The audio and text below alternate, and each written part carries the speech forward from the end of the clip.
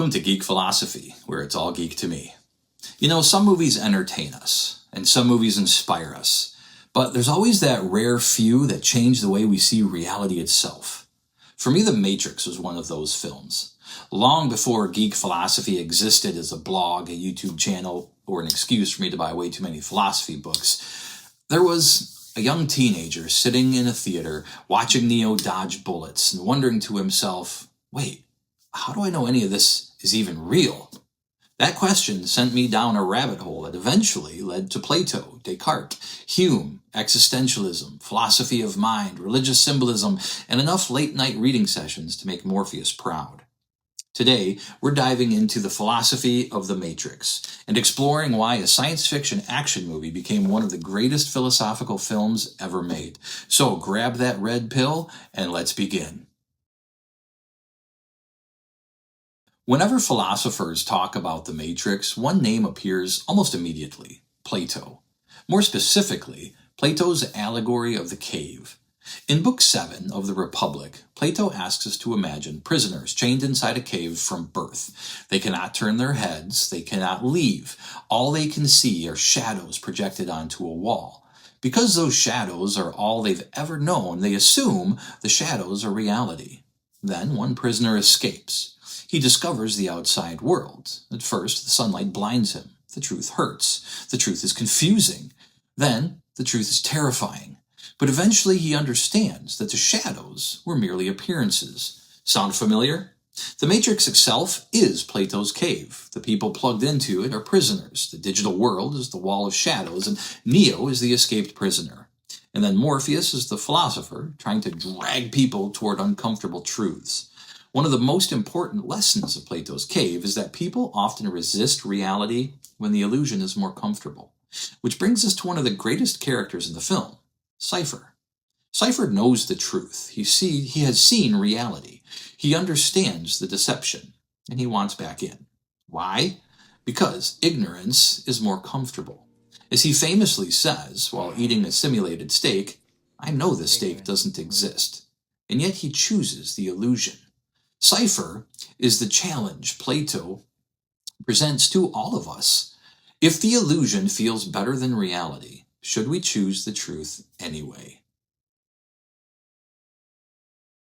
Now, let's fast forward nearly 2,000 years. Enter René Descartes. Descartes asked a disturbing question. What if everything I experience is a deception? What if an evil demon is manipulating my senses? What if every sight, sound, taste, and touch is fake? How would I even know?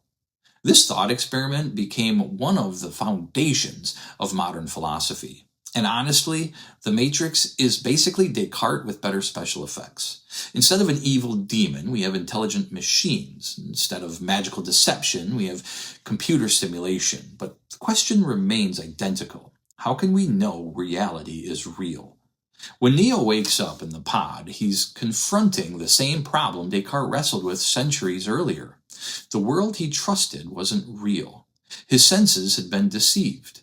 Everything he believed about existence was wrong.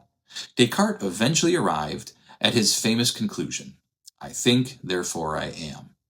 Even if everything else is fake, the fact that I am thinking proves that I exist. Neo's journey begins with the same discovery. The world may be false, but the self remains. Now let's talk about David Hume. And this is where things get really interesting. Hume argued that much of what we call knowledge is actually habit. We assume the future will resemble the past because it always has before. The sun will rise, or the sun has risen every day, therefore it will rise tomorrow. Seems reasonable, right? Hume's is not so fast. You don't actually know that. You've simply become accustomed to expecting it. The Matrix exploits this perfectly. Every person plugged into the simulation assumes reality works according to familiar patterns. Gravity behaves consistently. Objects fall. Physics remains stable. Life continues. But those rules only exist because the Matrix maintains them. Neo eventually realizes something revolutionary. The laws are not laws. They are programs. And once he understands that, he begins breaking them. What appears impossible is only impossible because people assume the system will continue behaving as it always has. Neo becomes a philosophical rebel against induction itself. He stops assuming yesterday's rules must govern tomorrow, and suddenly he can fly. One of the deepest philosophical questions in The Matrix is the question of personal identity. Who are you? Who are, or are you your body, your memories, your consciousness, your soul? When Neo enters the Matrix, his body remains in a pod, yet he still experiences himself as a person. He sees, he feels, he acts. So, which version is the real Neo? The biological body in the pod, or the conscious experience in the Matrix? Philosophers have debated this for centuries. John Locke argued that personal identity is rooted primarily in memory and consciousness. If that's true, Neo remains Neo regardless of which reality he inhabits. The film pushes us toward a fascinating possibility. Perhaps what makes us who we are isn't our physical body. Perhaps it is our awareness. In an age of virtual reality, artificial intelligence, and digital identities, that question is becoming more relevant every single year. If Plato provides the cave and Descartes provides skepticism, existentialism provides the heart of the story. Existentialists like Sartre argued that existence precedes essence. You are not born with a predetermined purpose. You become who you are through your choices. Look at Neo. Throughout the film, everyone keeps telling him who he is. The Oracle, Morpheus, Agent Smith, the Prophecy, the Resistance. Everyone has a theory. Everyone has expectations. Everyone wants Neo to fit a role. But Neo doesn't become the one because someone tells him he is. He becomes the one through his choices. The central existential question isn't who am I? It's who will I choose to become? That idea resonates throughout the film. The Matrix may try to define you. Society may try to define you. Other people may try to define you. But you don't have to let anybody else define you. Ultimately, your identity emerges through your action. Let's get even geekier. Imagine every cell in your body is gradually replaced. Are you still you? This is the classic ship of Theseus problem. Now, imagine your memories could be copied, your consciousness uploaded, your mind transferred. Would the resulting person, still be you? The Matrix doesn't answer these questions directly, but it constantly forces us to confront them. When reality becomes digital, the boundaries between self, machine, and identity become blurry. These questions are no longer science fiction. They're becoming philosophical problems for the future. You can't discuss The Matrix without addressing its religious themes. Neo is obviously a messianic figure. He dies, he rises again, he brings salvation. His very name hints at being the One. Morpheus functions as a prophetic guide. Trinity represents faith, love, and redemption. Zion serves as a promised land. The film borrows heavily from Christianity, while simultaneously incorporating elements of Buddhism, Gnosticism, and other spiritual traditions, but particularly Gnosticism. In Gnostic thought, humanity exists in a false world of illusion and ignorance. Salvation comes through awakening to hidden truth. That's practically the plot of The Matrix.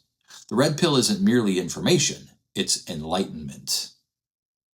Then we have Agent Smith, one of cinema's greatest villains. Smith begins as an enforcer of the system, but eventually he becomes something more dangerous, a nihilist. Smith believes life has no purpose, no meaning, no value. Humans are a disease. Existence is empty. Contrast that with Neo. Neo fights because meaning matters, relationships matter, freedom matters, love matters. The philosophical conflict between Neo and Smith isn't merely physical. It's a battle between meaning and meaninglessness, hope and despair, purpose and nihilism.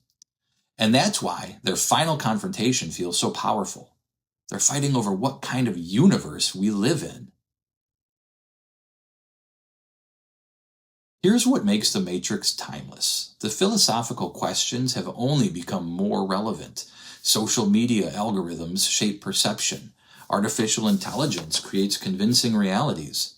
Virtual worlds continue evolving. Information bubbles surround us. The question is no longer whether we're trapped inside a computer simulation. The question is whether we're trapped inside intellectual and cultural simulations. How much of what we believe is genuinely ours? How much is programming? How much is habit? How much is manipulation? Plato would recognize the problem immediately.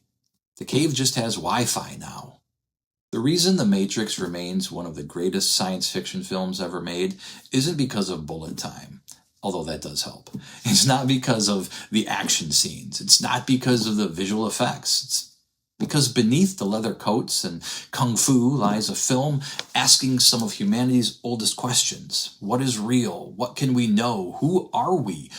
Does life have meaning? For many people, The Matrix was just a great movie. But for me, it became a doorway into philosophy, a doorway that eventually led here to Geek Philosophy. Because once you start asking those questions, it's very difficult to stop.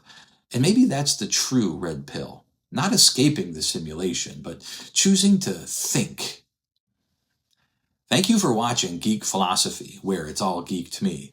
If you enjoyed this video, please like, subscribe, and share with someone who still thinks The Matrix is just an action movie. And until next time, don't just watch, think.